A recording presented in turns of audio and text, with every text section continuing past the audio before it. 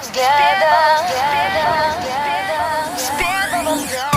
lovelies, welcome. So great to have you here, especially on this wonderful journey that we've been going on for the whole entire year of reflecting on the months and the zodiac.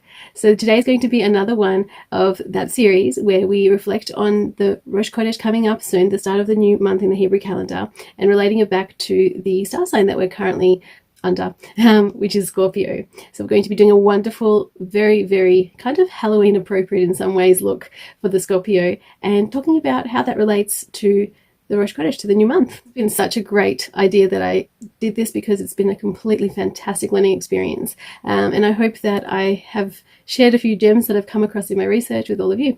So let's get into a little bit about the new month. So we just finished the wonderful, happy, joyous, festival, full, just jam-packed month of Tishrei, which is an interesting month because it really doesn't have a beginning.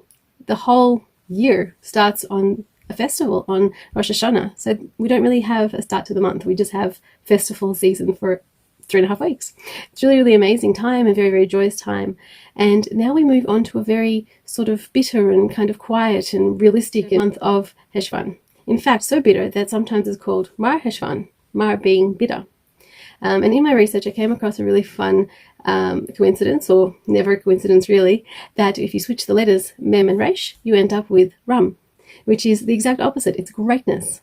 And that is what I think I've taken the most out of the month that we're in, is that even though reality has now officially about to strike, we're very lucky in Australia. We don't have winter coming. We don't have so much difficulty coming in terms of season and all that sort of thing. We've actually just come out of our winter and we're very much in our spring.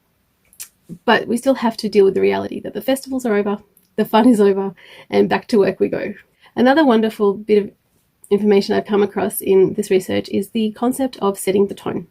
I've read in a few different sources that even though there's no festivals and there's no concrete way or concrete mode set for this month, this whole month is kind of a bit of a cleanse, if you will.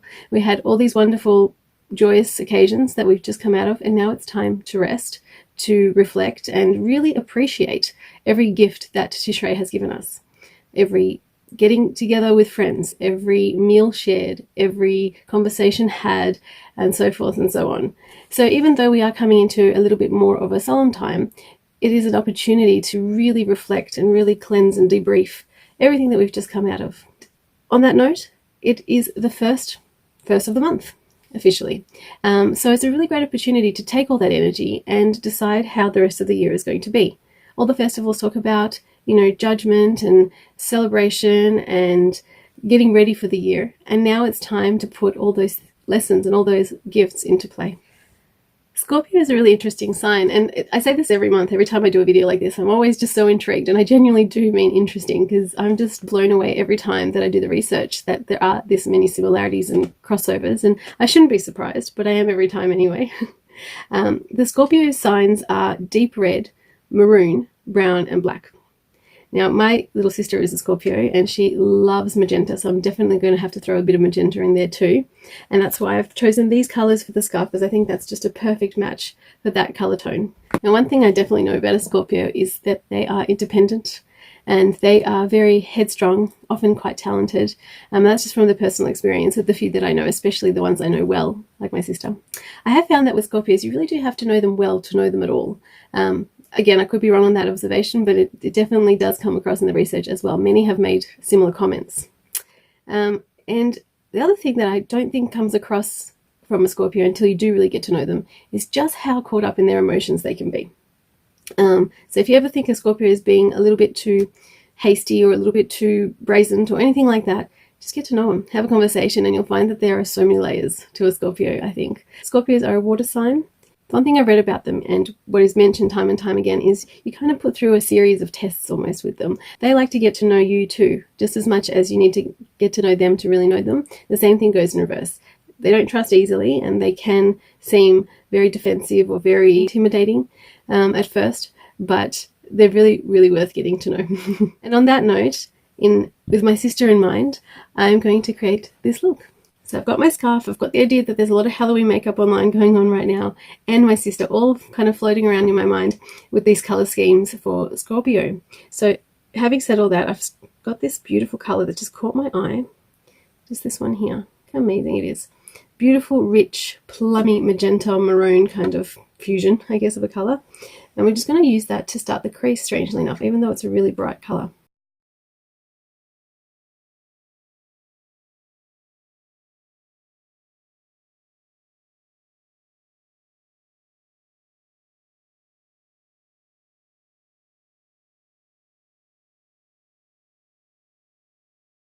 That's our shape put down, very, very extreme. I've even got my extreme earrings on as well for the same reasons, and I'm just loving this beautiful bright look already. Next I'm going to take this gorgeous magenta color on this really, really fluffy brush, and I'm going to just go over the same kind of space just to diffuse it out a little bit so it's not so strong. See how there's a really defined line? We want to get rid of that and make it really fluffy and soft.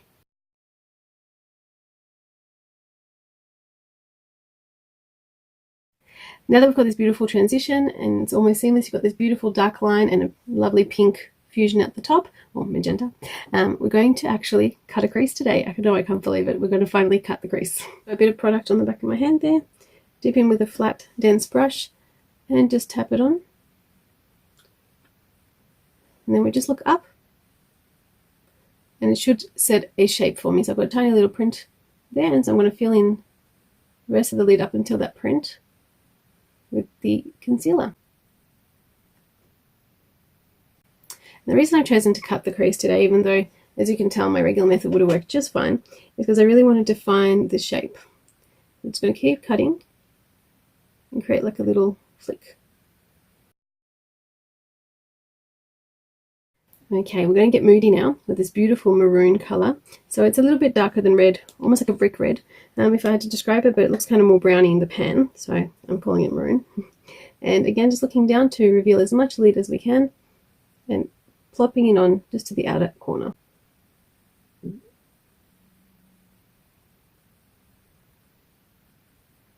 For the main section of the lid, I'm actually going to use this beautiful brown, like a fawny color, and do the whole remainder of the lid, but leaving the inner corner.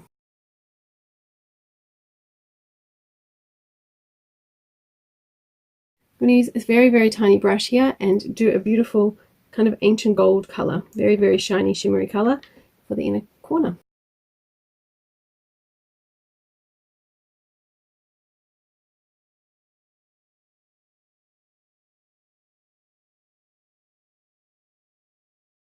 I've got another little flat brush like this, and I'm going to go into a really pretty chocolate brown, like that, and just finish off the lower lashes.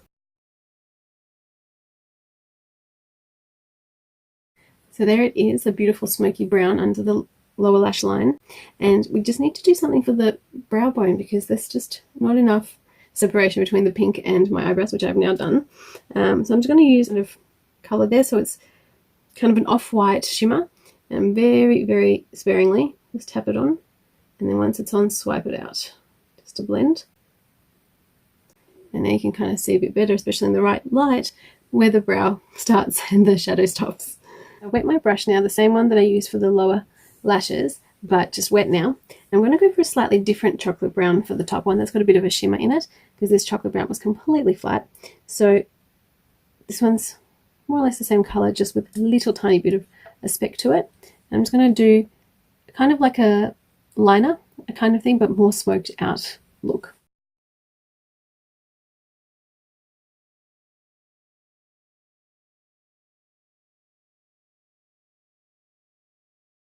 This is what I meant by a slightly smokier look, so you don't get that really thick, wet, defined kind of line that you do from an eyeliner. So that's what we're doing on the peachy part of the cut crease. And for the maroon or pinky part of the crease, we're going to go into a beautiful black liquid liner as soon as I find it. Okay, so here it is. I'm going to use this one, liquid eye definer, because it's the one that I find the easiest to use. It's a tiny little wand and it just behaves usually. So get a nice amount of product on the tip there because we're going to need it to fuse and blend with the brown that we've already put down. So little feathery motions and very slight overlap. Bit of a pull and just following the shape. Just like that. So by following the pink coming out, and that's just the red underneath. Okay, so that's what that looks like right now. Loving this. It's so different with the sort of peachy tones coming through the beigey brown and the chocolate brown. Just beautiful. And the pink, goodness me. Pink, I think, is always a little bit better when it's a standout. It's just so pretty. And we are in Breast Cancer Awareness Month as well, so go pink. Go with my OG here, the Lash Impact, my just all-time favorite. I do love some of the other ones. The Nourishing Lash, which is a more recent release by Nutrimetics, is also very, very beautiful. I do like how it wears, and especially how it washes off, and the low irritant for the eyes and everything like that. But this guy makes things so long and so very, very beautiful that it's almost like wearing falsies.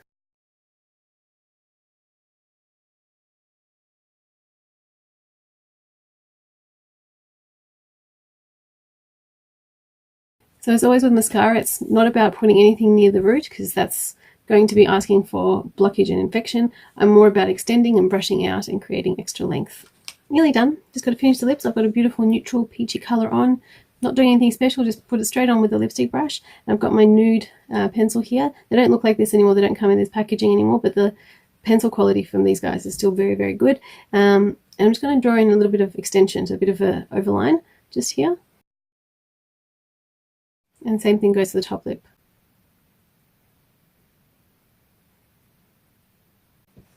It's a very, very slight overline. I don't like them to be too ridiculous because I just don't think it suits me. But I just find that that method of doing the liner last just allows the lipstick to stay on a little longer. The shape is much more defined this way. And I just like the way it looks too, because the dark color sits beautifully blended in with the light lipstick. And it's all just a bit more natural, creating shadow and light. Okay, my lovelies, thank you so much for coming along on this journey with me. I hope you enjoyed this video, and I hope you got something enriching out of it, and you like the makeup too. I really, really love having you along with me, and if you did have a moment just to hit subscribe, and if you did indeed like it, to like this video as well, that would really help me out. And if you'd like to see more looks and maybe more regular updates, just come over to Instagram and to see a few posts there as well. All right, guys, hope you're having a wonderful time wherever you are around the world, and I'll see you on the next one. Bye.